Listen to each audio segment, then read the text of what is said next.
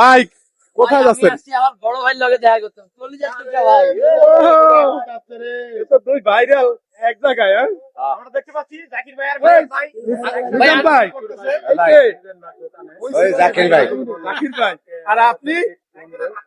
আমার তো ব্যক্তি না, 5 বছর হলো এ তো সবাই চেনে। হ্যাঁ আপনার আমার দোকানে গিয়ে মানছে রাখো মিজান ভাই আমাকে হারে ভাই আপনার রং নাম্বার ডায়াল করতেছেন। আমি মিজান ভাই না, আমি জাকির ভাই। মিজান ভাই তো অলরেডি ব্র্যান্ড হয়ে গেছে। কথা বলছেন ভাইয়ের সাথে আসলে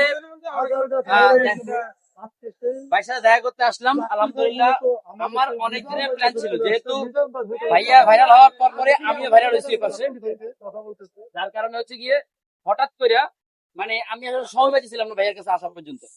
যেহেতু আজকে আমাদের পাশে অভিযান চলতেছে সিটি কর্পোরেশনের, যার কারণে আজকে একদম ফ্রি। এই ফ্রি সময়টা চিন্তা করলাম যে অন্য কোনো জায়গায় নষ্ট না করে ভাইয়ের সাথে দেখা করতে আসছি।